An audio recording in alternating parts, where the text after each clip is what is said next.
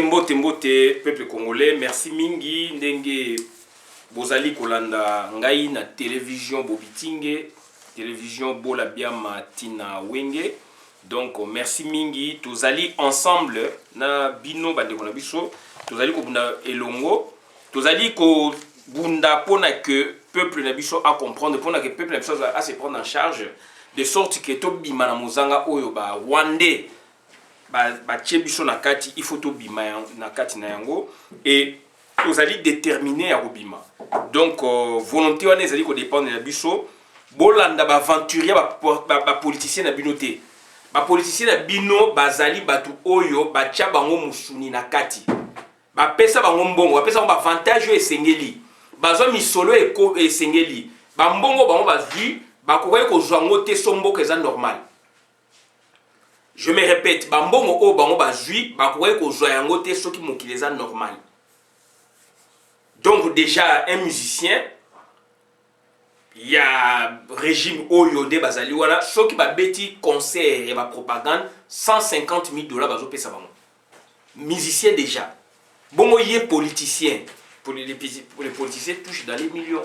Donc bande ko ngai naza ko yebisa bino, naza ko senga na yondeko bima na sima politicien.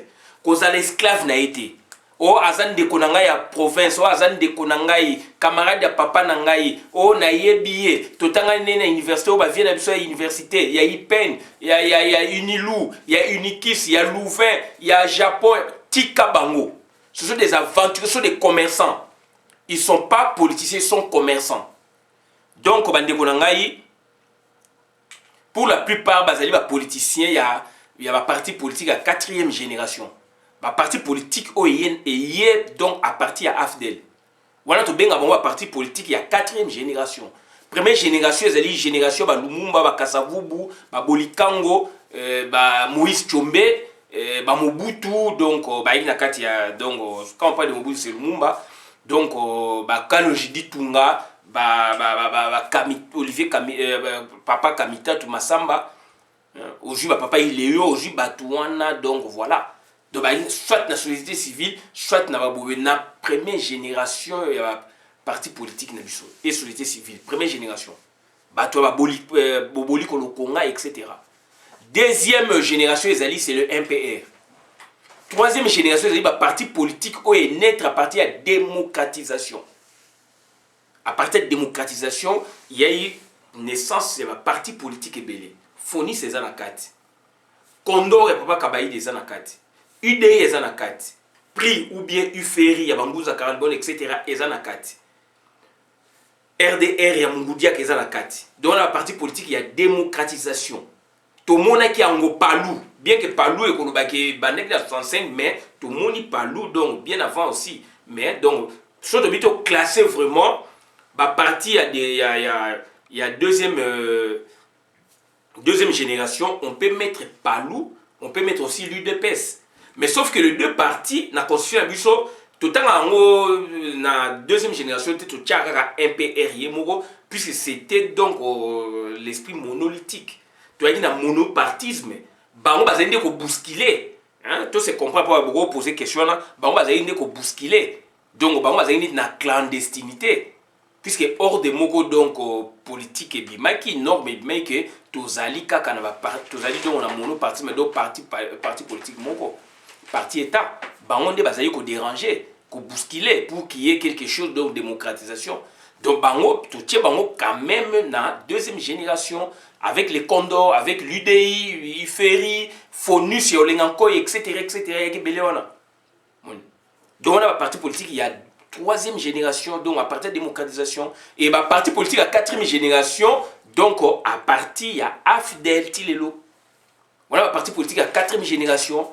Et si des anakati, donc ensemble les deux anakati, partir on peut les éviter. Il y a Franck Diong les anakati, il y a JC Claude Mvouemba les anakati, donc partir mon coin d'engwana M23 au nakati, au donc AFD nakati, RCD les anakati, donc au donc CNDP les anakati. Donc, c'est-à-dire que parti politique qui détruit le Congo. Voilà, donc parti politique est des trucs congolais. On a 5 ans bino, peuple congolais, bo bima na parti politique. Bo tika bango, baza ba commerçant. MLC Jean-Pierre Bemeza na kati et ça parti politique il y a 4e génération. Donc il y a ba rébellion, il y a ba boye na confusao. Nde ba angolais ba lo ba il y a confusao. Donc ça parti politique il faut que tika mon des commerçants. Ba to ba ça ba commerçant. Ba on ba ko tchabiso à genoux. Ba on ba tchabiso à genoux. Minemboye na makamna bango boye na makamna bango donc ba problème nyonso ma bien na Congo et outil. Donc on a nzela wana. Donc bandeko na ngai c'est très important. Mboka na biso basi ba panza yango ko panza ya mboka ezali ko mona na clairement. To kotangela bino quelques griefs. Ou eza ko lakisa ke mboka na biso eza mboka te. Mboka na biso c'est panzani. Ngai na yo nde to ko sala effort pour to sangisa yango. Bato ba panzi mboka na biso ezali eza ba parti politique ya 4e génération nyonso. Liste eza moulayi appartient à AFDEL et puis dans la parti politique ndambu oyo il y a 3e génération ba parti politique oyo e outil na démocratisation tokotangela bino lokola donc au FONUS tokotangela bino lokola UDPS on parle de l'UDPS directoire et puis UDPS donc ndenge kabone kwana donc tokoparler na bino UDPS tokoparler na bino na FONUS ya olenga koy tokoparler na bino na PALU. Il y a Gizenga, elle m'a maman pakasa na inyo sake Gizenga zali koto na mouvance donc tokeka la ligne moko alignement moko donc palu donc ba parti politique wana na oyo 4e génération bango ba yeko détruire mboka na yo bango ba yeko détruire mboka na biso donc bango ba panzi mboka na biso ba meme biso projet de société moko te ya malamu boye to mona yango projet de société en France ezalaka ba élection tant que ça beaucoup Emmanuel Macron a Rosanango. J'ai le projet de société à PS porté par Hollande. Ils ont dit 60 propositions. C'est un travail où ils ont dit centré dans 60 propositions. Projet de société. Projet de société nini o IDPS directoire et bimse biso. Nazala kuna na mona ngote. Tozaiki na papa Tshisekedi na IDPS ne na mona ki ngote. Kaka ba slogan. Projet de société nini oyo palu et bimisa yango to mona yango te mais ngai na mona projet de société ya ndele nazaka na mona ndako ngai na mona projet de société ya ndele na ya talangai ya comme ministre économie donc ya Laurent Désiré Kabila et bimaka c'est une sorte livre de poche ya mukeboy ou quelques feuillets bo coucher projet de société bozo pesa ba membre na bino. Donc ça dit Félix Negazaki faisait un projet de société oyo chaque membre a koya ba ko mona ba ko pesa yé puisque ça dit j'ai saisi donc on bazo bimisa on ba bimisa ba livre. Et puis le fait que mboka ezali ko avancer évolution en monde pesa koya ba ko mpe ko actualiser ko modifier c'est ça les projets de société. Donc bazali ba aventurier et mboka na biso e panzani mini et panzani aussi donc sous la dictature, il y a MPR parti État. To revois que la MPR va flirter. Na elo ko benga ki za réalisation. Mboka na biso il y avait des investisseurs. Il y avait des investisseurs. Ba mindele, ba étrangers, ba société na bango ezalaki. Baza ko produire, baza ko sera misa, baza ko créer ba emploi. Ti na ba village. Na otanga bilo kwa Noguera donc azalaki donc société portugaise. À moins que je ne me trompe, il y a une société portugaise et il y a donc spécialité dans le mingi donc agriculture. Agriculture puisque na moni Noguera na village na biso. Na moni Noguera. Et ça y a une exploitation tina ba village. Donc ba bazo za misala tina ba village, muta outa Kinshasa te a outa mboka te Kinshasa pour comme ça là, musala ezali na village. La société est belée et il y a mamboka mingi bato wolobape et il y a mamboka boye il mamboka mingi et il y a mindele mobuta botoli ba société wana apesi yango ba congolais zarianisation et ba congolais balaki incompétence na bango ba congolais balaki incompétence na bango bazaki préparé à diriger le pays bazali préparé donc à diriger le pays et mboka keneki na kao crise économique ekotaki frappaki crise frappaki misala ekufi na bamboka exode rural esalami bato bakimi sikoyo baprovince bavillage baye sikoyo koluka na Kinshasa alors na Kinshasa mpe il y a rien le peu de mosala oyo ezalaki mpe premier piège deuxième piège eye mpe ebomi yango sikoyo tout le monde akoma commerçant na Kinshasa leo na tongo bato bayebi masolo babimaka je bake koluka nini donc dans le néant aza mimi na mbongo te make koluka mpona pourquoi yana quelque chose donc ça dit za réalisation déjà elakisaki déjà KO Mobutu c'est une bonne idée qu'on nationaliser entreprise publique privée il y a l'état donc et puis même particulier Mobutu akota kuna na kati mais donc voilà bapesi ba congolais et mingi soki na village wana ba congolais ba réduisant ngo na antiquité donc ça dit eloko ezalaki mundela tikaki ba bomi usine ba bomi ba service de ezongi na antiquité soki yaki bilange komi zamba soki yaki bandako ba longoli ba tol o mundela yaki nango po apuna ya ndele ba longoli ba tol ba longoli boyeboy donc ça dit ba bomi on n'était pas préparé biloko musu photo ndimaka yango za réalisation Mobutu asalaki idée ya malamu mais congolais azaki préparé te tolakisaki kisenzi na biso tolakisaki ba limite na biso économie par terre et comme nini susu pays esali radicalisation donc dans la réalisation il y a ba processus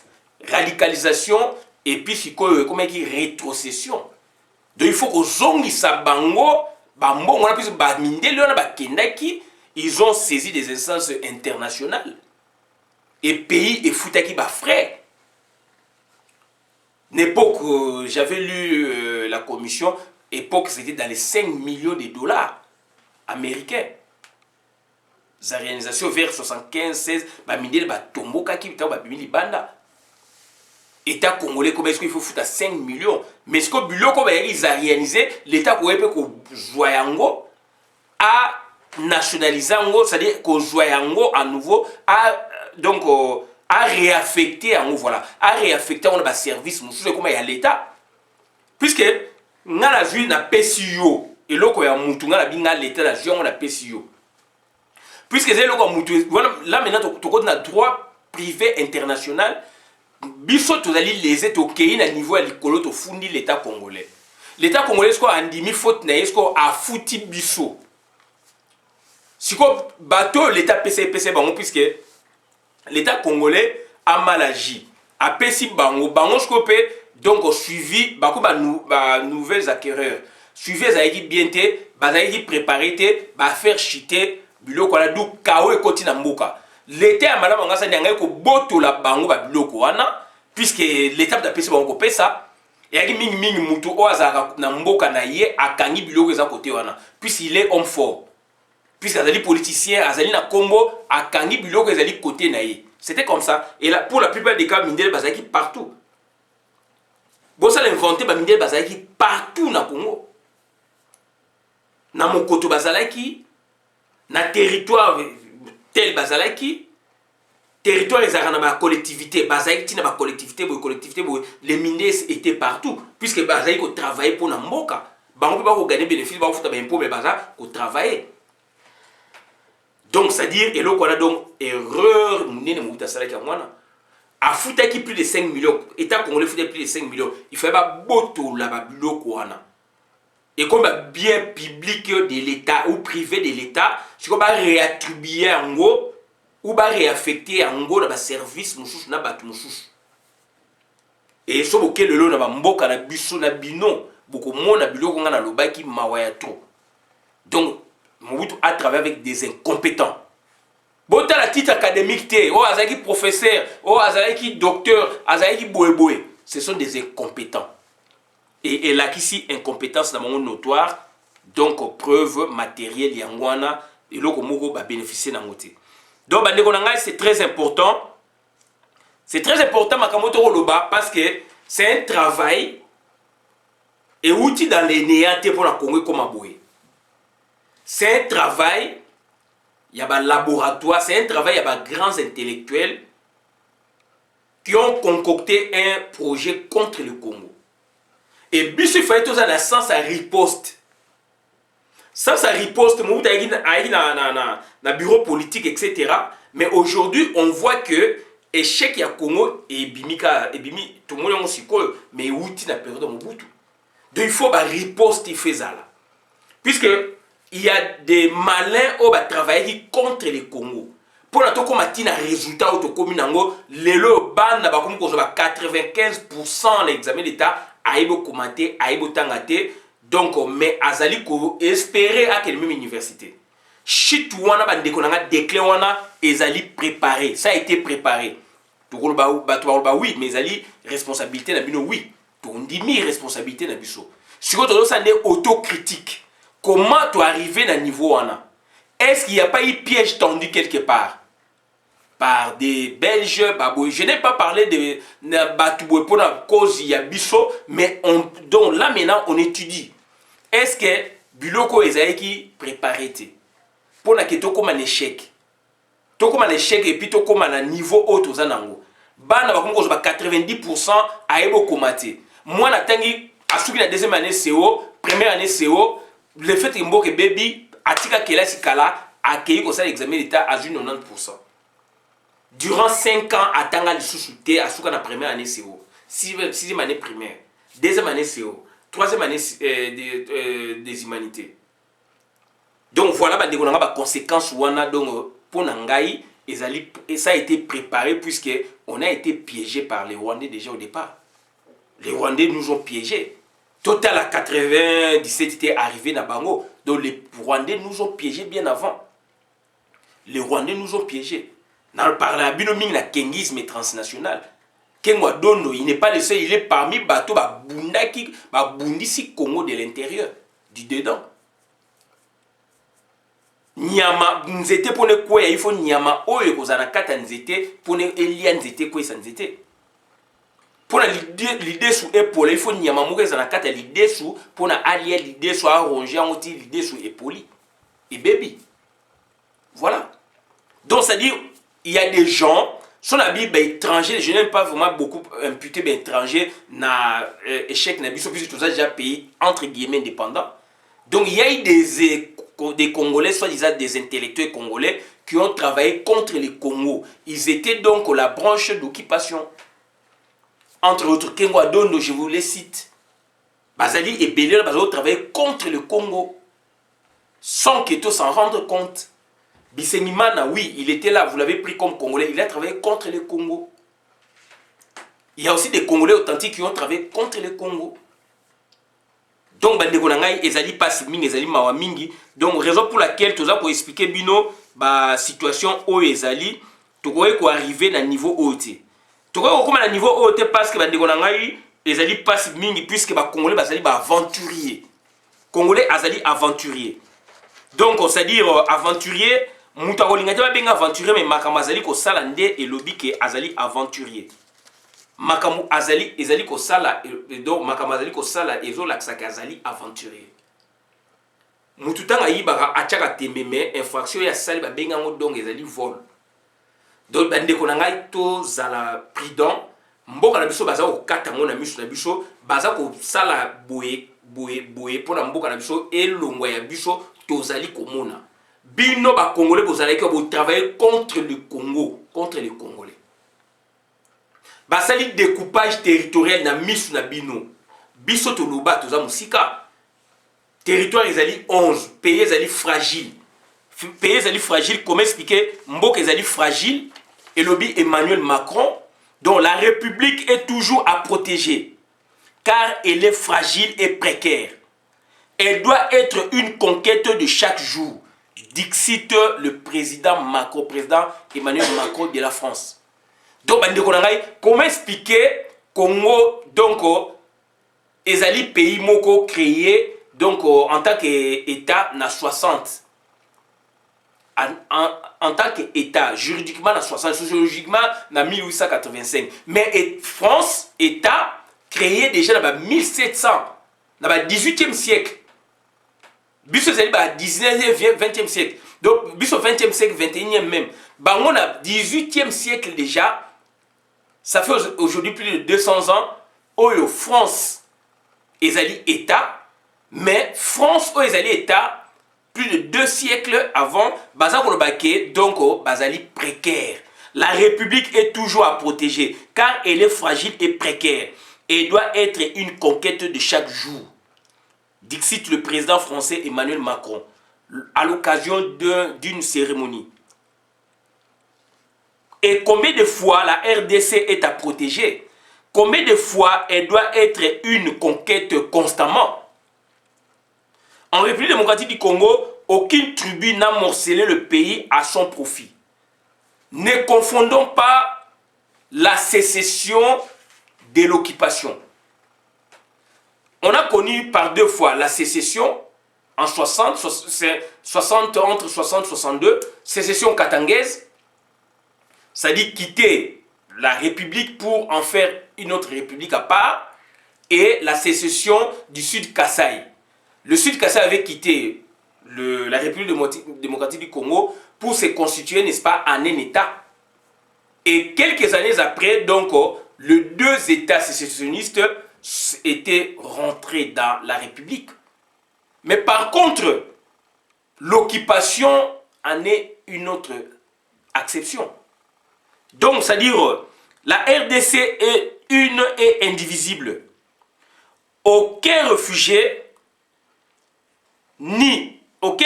politique ni immigré n'a le pouvoir de le morceler par fraude, même par surprise. Je me répète, le Congo est une et indivisible. Aucun réfugié politique ni un immigré n'a le pouvoir de le morceler par fraude, même par surprise. Si tel pire cas s'est présenté au Congo, son action serait nulle et non avenue. Dans ce cas, la RDC doit se retourner contre ces derniers, donc c'est-à-dire contre ces réfugiés, pour crime contre l'humanité. Soit le mettre à la disposition du ACR pour lui chercher un autre pays d'accueil.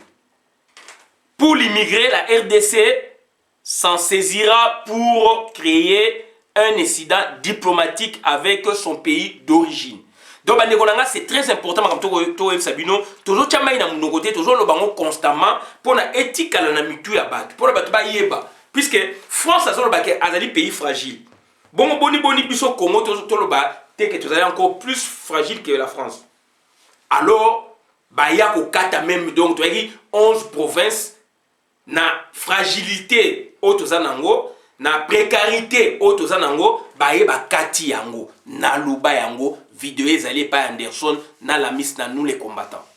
Nabi tozali pays fragile, to outi na ba guerre, comment expliquer ba DPC? Tant wana ba annoncer qui déjà na donc on a constitution que tu as dans 11 provinces qui to komaka na 26 provinces na sala vidéo na luba. Ndeko peut-être yo comprenez qui mais voilà makam comme pemeni puisque yaki lointain makam suko comme pemeni o mutinyo sa comme komona yango. Donc tant bato baza koloba bandeko na ngai il faut kozala un peu patient ko yeba iloko nini bandeko bazali koloba. Boko finga biso lelo lobby beaucoup misa biso ezali bonne pratique. Il faut bozala réserver donc bo landela makam na bo kebi penza bo ke ko sa ba recherche tant biso ba otolobaka. Tant bino ba wana ba bolobaka tozwaka moi avec beaucoup de respect. Tokena ko sala ba recherche, tokoya ko critiquer bino boité. So tokoya ko critiquer, c'est que tout moni nzela bolobaki ou be bolanda ke za mabe. Bande ko nanga toza ko bunda pona mboka, bozali ko finga biso, bozali ko décourager biso. Minemo ye wana sko ekangami na maboko ya ba fauve. Na maboko ya ba nyama mabe ba fauve ba félin. Il faut qu'on bimisa, qu'on dégage. Minemo pour la minemo bima, qu'on kata maboko va faire qu'on boma bango. Banani ba Rwanda, ba Rwanda. Banani ba Rubewa, banani ba Moïse Nyarugabo, bazali banani. Bozali ko banga ba ko pesa on ba crédit. Pourquoi? Mutulokola donc Rubewa, un bandit comme ça, il a quel âge? Aya ko faire souffrir toute une nation. Baboma ba maman na biso vivante na kuna na est. Baboma basi vivante na est. Roubero wana ba américain à Bill Clinton ba pèse 125 millions de dollars na RCD Moussa na ngwasa ina oni Roubero azanani aleki ngana mayele aleki yo na mayele ndeko ozoko bangi azanani. Est-ce que Roubero azana makasi ma bituma boye ko bunda Roubero azali ko régner wana azako sala ba aventure puisque ayebi ke armée ba ndeko ne bazali wana bazana ba arme. Ce qui le biso to ali bien armé to ko beta na masasi na bango bako ko ka biso te. Bazali ko yo ba formation pa na biso na kitona, bazali ko ba formation pa na biso na kitona et do na kota koli. Tout ça ko mona on a période dans Mobutu. Ba Rwandais mabe, ba ta CPGN mabe, ba Centrafricain mabe, ba boye mabe na kota koli. Et puis donc cérémonie aux aladons on a souka nango boxe donc militaire milling. Après Mobutu président de la République n'a pas représentation ou bien président na bango seulement ba pesi bango diplôme to ko mona yango bande ko nga bato ba ki biso makasité Roubero physiquement est-ce qu'il est fort? Est-ce que Roubero a robet a même ne ba beta li kofi Roubero ndenge na ko mona est-ce qu'il a même ko kanga li kofa beta mutu li kofi? Mais ce sont des Roubero aujourd'hui qui veulent nous diriger, qui tiennent à nous diriger, bako diriger congolais mon côté bako zonga na mboka na bango ne bayaki. Mais c'est n'importe quoi. C'est n'importe quoi. Ba découper ba kati territoire nanko. Ba kati territoire nanko l'autre Rwandais matata ponyo muyibe ba diplôme universitaire a yibi diplôme universitaire pour la lobby à se servir nango. C'est un Rwandais. Professeur Luna Boulou pardon a déclaré en polélé que yetanga yi premier ministre a une délégation à Rwandais bayaka na cadre donc ya coopération etc. dont à sa tête c'était donc matata ponyo ba écrit ezali ba procès verbaux ba travaux donc ba travail ezali ba séance ya audience ezali ba toile le ba komi ba congolais ngo ba so ngoka boye na makasi et puis bozo linga mboka wana ba pesa bino nationalité bozo na makasi et ça ma mokili nini. Et ça m'a dit Roubero c'est un assassin, c'est un bandit. Moutou a chéri, bon, c'est papa Tshisekedi. Roubero c'est un bandit. Roubero même à la génération n'a pas activisme politique, même pas la politique. À la génération, c'est musique comme casse. Mais ce sont eux maintenant qui dirigent, quand c'est versé dans le Congo, ils vont tourner ma solo dans Miss Makasi Boy. Bah il la qui sake bazali ba congolais koleka biso ba congolais alors ce sont des étrangers. Nationalité oui, bo senga mais nationalité congolais to yeba beaucoup ko senga ka pe beaucoup zoka ya moté. Tout ça quand même sérieux. Bon respecter ba mboka ya bato. Roubero il est qui? Voilà ba ndeko nanga donc ezali mawa mingi, donc ezali mawa mingi makam o ezali ko sama na mboka na biso et après maintenant s'en suivront les séries ba détournement. C'est un détournement, il y a millions de dollars. On est d'accord avec Dari Bossé. On en a parlé. Donc pour détruire le Congo, donc ce sont des grands hommes très intelligents, ce sont des laboratoires. Tout cela, on a Dari Bossé, le grand écrivain, chroniqueur congolais, historien chroniqueur congolais. Tout cela, on a eu. Et là, on connaît ça et Outika Boité dans les néants, non. C'est un truc qui a été préparé. Donc, c'est un truc qui a été préparé bien avant. Donc, Bisenimana Wema, c'est lui qui a commencé, même avant lui, mais il est à côté qui a moni biso à vivre na biso. Donc, ba côté qui bondo kiwana. Quand on donne la vie relais, na ba apparenté na bango. Les Congolais ou Balandais qui travailler contre les Congo. Et les loyaux, donc c'est-à-dire, basali ba détournement ba millions et ça va signer oyo et ça qui mboke koufi. Mboke c'est Panzani. Incompétence ya za réalisation et l'accès que mboke za et bandi ko Panzana. Donc et l'accès que mboke bandi ko Panzana. Donc bandi ko nangai ezali passe mingi. Découpage territorial, bouti état moko fragile. Na loba yango vidéo ezali. Il y a 2012, 2013 par là. Na nous les combattants. Pays fragile, précaire. memi bino encore donc on a division et ba division mingi o ba centré ni mono ethnique au moins la province mo ba créer que ça batu ya monoko moko kaka tout ça nini pona opanza biso na batu mususu na bandeko mususu pona bakotisa donc mobulu na kati na biso to panzana to bundana guerre fratricide kota biso entre na biso ba frère bani to bundana etali bango te Congo s'éclater en morceaux et panzana créer déjà 26 provinces donc dans 26 provinces durant 5 ans et qu'on s'éclater et comme à 150 provinces na mitu na bango divisé par 2 encore ou par 3 ou par 4 je ne sais pas comment donc ils s'attendaient à cela. Mais grâce à l'unité nationale, grâce à Bolingo Congolais, vis-à-vis de Congo, grâce à Bolingo Congolais, vis-à-vis de Congolais, malgré ma bêtise, il y a biso moko na kati na biso. Tout le non, nous devons nous ressaisir. Mboke tambola raboyete, toza mutu moko, toza tata moko, toza ekolo moko, toza motema moko toloba, toza mboka moko.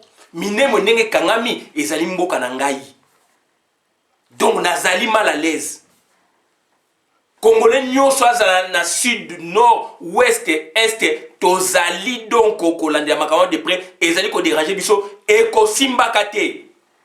Message toujours l'ensemble na Roubert Wateme na Paul Kagame te na Museveni na ba allié na bango ba multinational. Toujours lancer bango message. Plan na bango concocté autant d'années pour na ba komati na but oyo et ko simbaka te.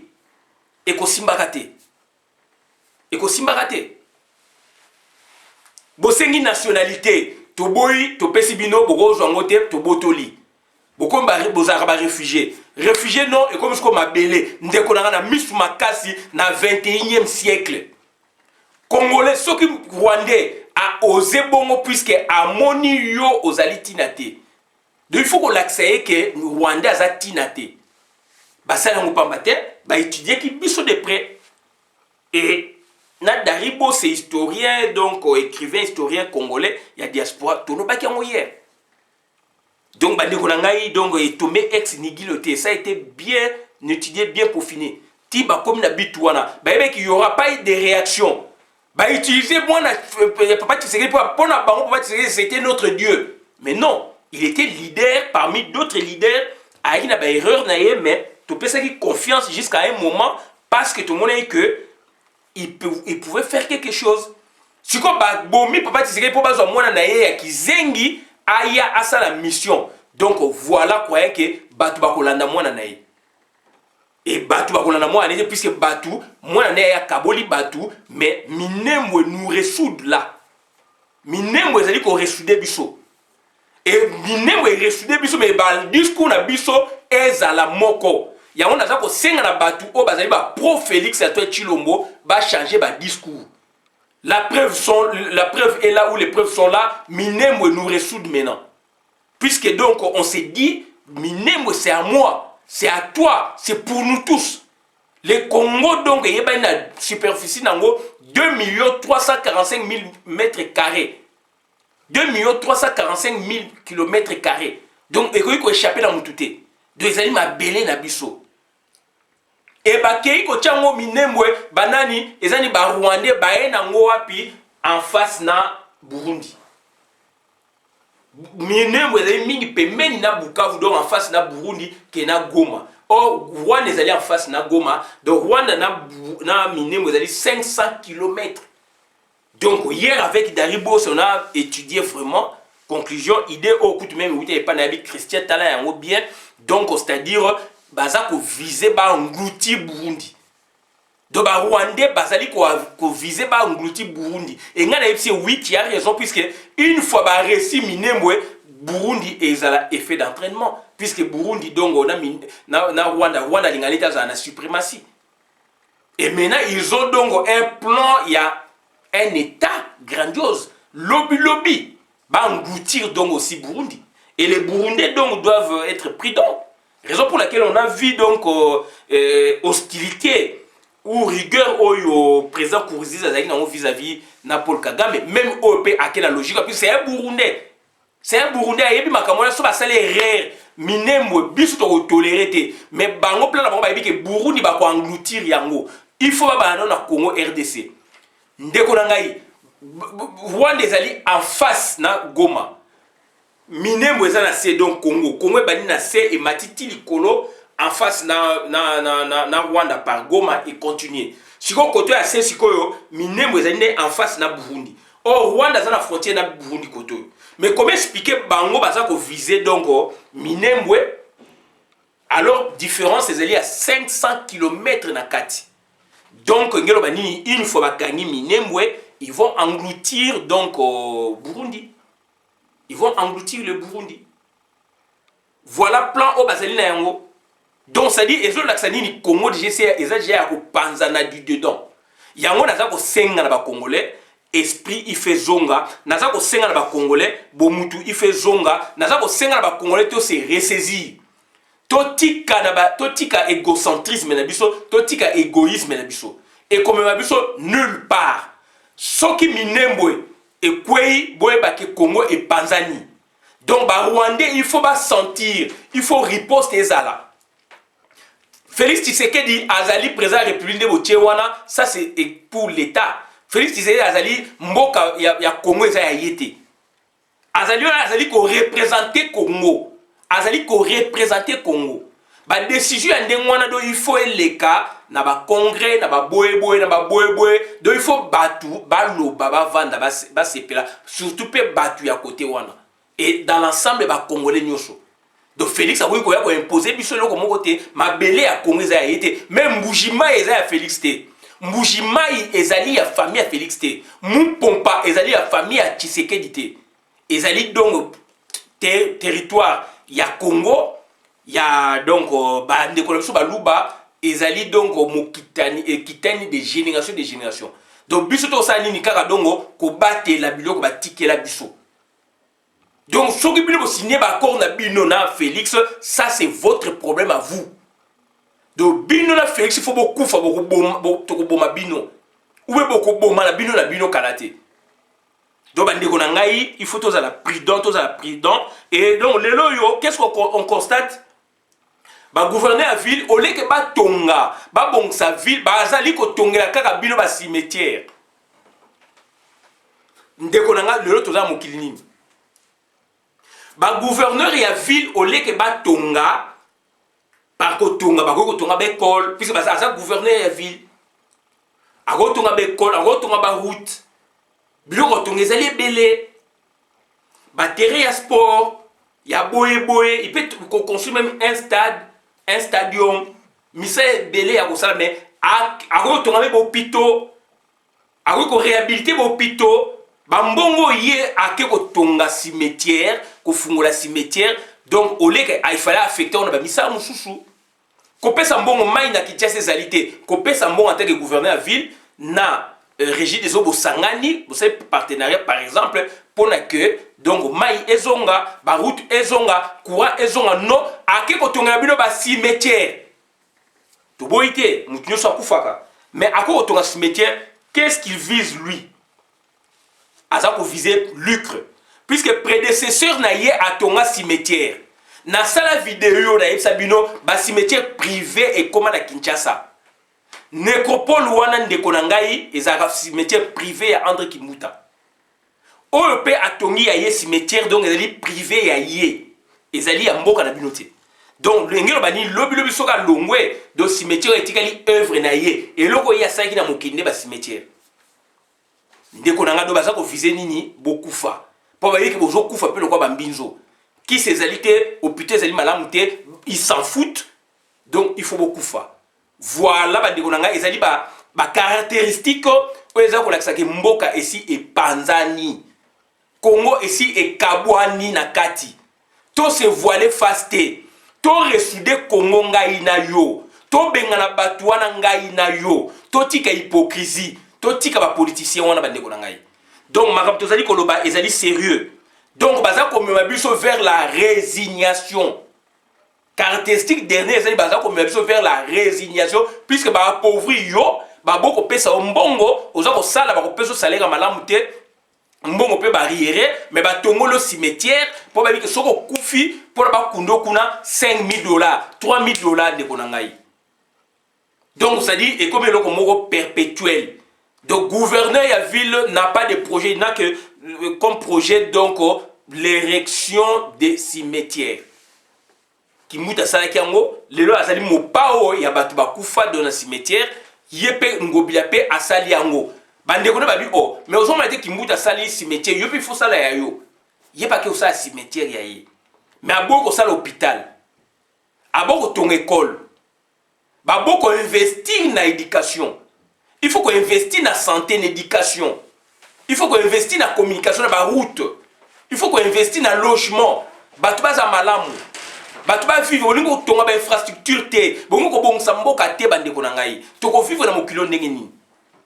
Ezali ba caractéristiques zo la sa mboka c'est panzani. Baza ko yiba ba millions de dollars. Na période mo butu muyibe ezalaki mais pas ndenge ezali sikoyo. Mutu moko zo yiba ba 500 millions de dollars. Moussa zo yiba ba 800 millions de dollars. De bazo ko yiba ba milliards de dollars bandeko na ngai. Mboka ko bonga ndenge nini. Bazo ko tongela bilo ba cimetière projet na bango société za ba cimetière. Ndeko na mboka ko bonga ndenge nini. Donc bandeko na to komi na KO. KO oyo boyokaki yango yo. Caractéristique yango wana. Diplôme d'état enseignement supérieur et université Mawayatro. Primaire, secondaire et université Mawayatro. Il faut l'étendre à misolo na carte enseignement. Enseignement bébé et koufi. Il faut un projet, un programme d'enseignement. Donc il faut qu'on investit dans l'enseignement. Boli qu'on investit dans l'enseignement. Lobby, ban la biso place ni ba rozana kata société à Congo. Puisque ba Rwandais ba investir dans l'enseignement, baza ko investir dans l'enseignement. Baza ko ba bourse na bino bazo tinda ba Rwandais libanda. Bazo kene komba congolais. Lobby ba ko ya batu ya maele na loba yango bandeko. Bazali na Russie mabe, bazali na Chine mabe, bazali na Cuba mabe, bazali kozwa ba intelligence maele wana lobby bakoya ko s'imposer na Congo soki to bengani bangote. Bakoya ko s'imposer bana na biso batona na supu na tolo na mutu, masanga na mutu, donc maele kufi bango, ba même ko conjuguer ba verbe te na temps présenté na boyeboité, ba même ko komater mais bazali na ba diplôme d'état, ba koti pe ba université. Bakotanga kana université nini na monde mais ba Rwandais ba obimisa bango de Rwanda ba keye libanda ba kotanga na monde ba Uganda ba obimisa bango dedans de l'Uganda ba kene libanda kotanga na monde ba na mayele na ba diplôme na ba bourse ya Congo lobi ba koya ba kozalande ba élite ya Congo bana biso ba koma ba manœuvre to sola ki on a Daribose grand écrivain historien grand penseur na kata diaspora tout cela qui n'a yé yango de lobby ba na biso ba ko ba manœuvre ba carton na ba société tango ba Rwandais a même âge que bango baza na bureau ba kalaka ya biso ne ba ba ménage ya biso ba ne ba ménage ya biso ne ba ba carton ya biso ne ba la donc ba ouvrier ba cantonnier ba botimo na ba terrasse na ba balabala ya biso. Puisque les Rwandais ont un modèle de société, il y a Sika, pour développer. Cette fois, ils se disent Congolais avec une mission propice de nous diriger, puisqu'ils visent, n'est-ce pas, donc, la gouvernance politique, ils visent, n'est-ce pas, à travers ça, donc, les richesses du Congo, artificielles, naturelles, minérales, artificielles, aux produits,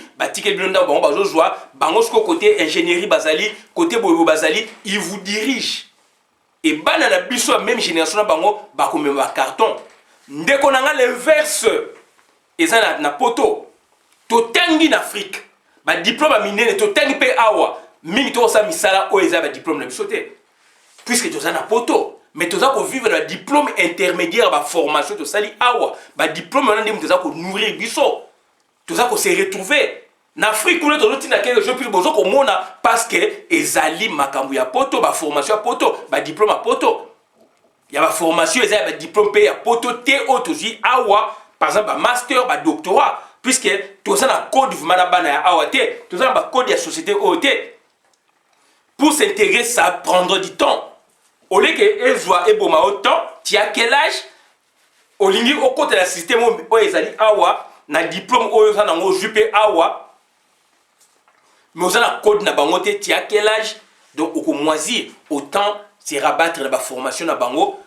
ya boye on vit mais kuna ekozala le contraire batu o batangi libanda ba rwandais ba ye bango nde ba responsable ba surchef donc na sela bango ce sont des manœuvres ba congolais o lelo ba mena ba soupe na tolo o lelo bako kuluna o lelo ba kuluna ba soupe na tolo ba salango exprès na ba rwandais ba distrait bino siko crème moko batu moko baza ko réfléchir ba comprendre bino ba congolais bolingi koyoka bango to na ba politicien na bino alors ba politicien na bino ba fabriquer bango za ba chef ba rwandais o bazo bimisa bana bango libanda ba chef ba rwandais o ba jeune ba koyaka lobby ta ba koyaka lobby ba jeune wana ba rwandais ba ko sala ba parti politique dongo ya ba rwandais menakati ya Congo ba ko benga ngoza ba parti congolais ndenge ba kubera le ba linga ba sa bino ba confusion kaza congolais ba nyaruga ba ba za ba congolais minyembo za ba Congo ba beza ya ba congolais te za ba rwandais ndenge pe lobby génération 5e génération ba parti politique ekokota na Congo ekozala ya bana ba rwandais bana wana ba ko ba za ba congolais ba ko sa ba parti politique na kati ya Congo ba ko bomanko davantage donc c'est-à-dire militantisme c'est-à-dire idéologie militantisme OUS ya ba congolais et yo congolais oza présidente okolanda bango benge congolais mais azana mission pour détruire notre politique notre vie et Congo donc ekozala par terre to ko so ko baté toza subjugué puisque tozali déjà subjugué to kozala assujetti puisque tozali déjà assujetti on est aux assujettissement mo ya deuxième génération troisième génération bande ko na ngai toza ko yebisa bino makambo oyo ekoki koyaka na Congo soki to se réveiller si côté Dieu aidant donc engi ko ba nini bango moko ba bimisi makambo oyo ya bango ba bimisi ngo be pamba te pour la pression ya yo Congolo sali Roubero bazali bloqué il faut que on a sens inversé ba Roubero bazali bloqué yango ba kei na vitesse supérieure mbala mo ba minemo il faut basala yango puisque baza sur na chouette bazali bloqué yango toujours ko senga na bino il faut ko accentuer encore donc c'est-à-dire pression il faut ko telema lisusu ndeko na ngai telema de telemaki résultat yango minemo nenge bimi lelo ngeko balemso après 30 ans na phase ni ba biso na résignation c'est donc ba faire accepter le ko accepter te donc en définitive on dit que ba congolais musu ba bango ah baza ngo ba congolais puis c'est la résignation donc bandeko nanga c'est très important donc résignation c'est le fait d'accepter sans protester la volonté de quelqu'un le sort donc c'est la tendance à se soumettre biso toko résigner te biso donc ezali makambo na biso te yango wana to telemelaki bato balobi makama fédéralisme yango wana to telemelaki biloko wana baza ko ba fédéralisme na moment au non yango wana to telemeli yango to telemeli politique ya kokeno ko so mabele na minembwe okeno so mabele na minembwe pourquoi eza mabele ya Congo ya bandeko na biso n'est-ce pas ko somba yango pour les Rwandais to mona on a ba Congo to dénoncer yango to dénoncer yango machako mamba kufi bakono kunela bakonga zakana concession na Bakongo oh machako mamba comme na concession na Bakongo to boyke les sols et les sous-sols appartiennent à l'état mais beaucoup sont maintenant ba village à Batu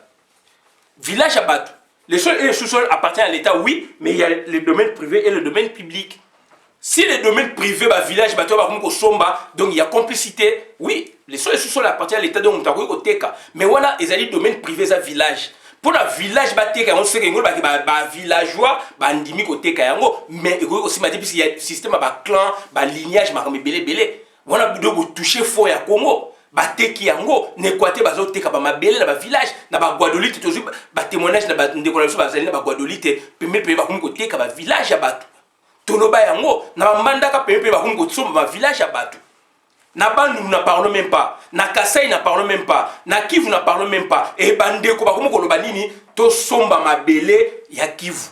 To somba mabele minembo. Ozo ko somba yango. Okoko za na bonne foi, na raison mendeko na ngeza ba thématique ko soulever siko.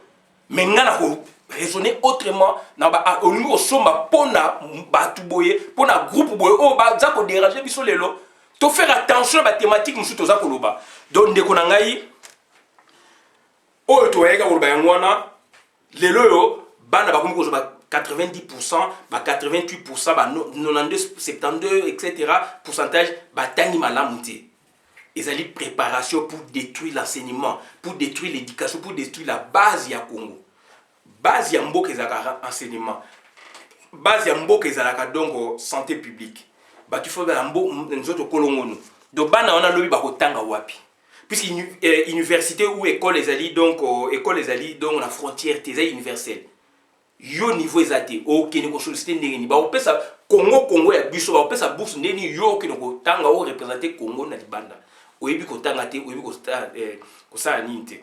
Avenir no lobby ezali ni manœuvre o même ba carton o même ba tonneau o même ba boye ba charge bango ba koya ba oza ba supérieur ya ngona ba ndeko na politique wana donc ba politicien na bino ba ko koloba te biso to koloba bango biso to zali PNI politicien non institutionnel. Voilà bande ko ngai auto ya koloba yangwana to suki awa résignation na Congo ezate bata fédéralisme arrêtez avec ça bato to ko so mabele arrêtez avec ça c'est la résignation là maintenant donc on est fatigué donc va faire souffrir biso nyos tout non to tikela ba kaka to tika yango au Congo ndenge za to teka yango muto mzazo par na inde to zo ba kala yaki résignation c'est une préparation psychologique arrêtez avec ça on doit se battre. Bitumbe il fait ça, il faut to bundana baroni, il faut to bengana bango. C'est ça un homme. Donc voilà bande konanga ona eka ko bangwana suki awa bona na vidéo malam na compte communauté ngai Christian Bola Biama mamba peuple mokonzi peuple souverain combattant résistant révolutionnaire PNI et les politiciens non institutionnels. Merci.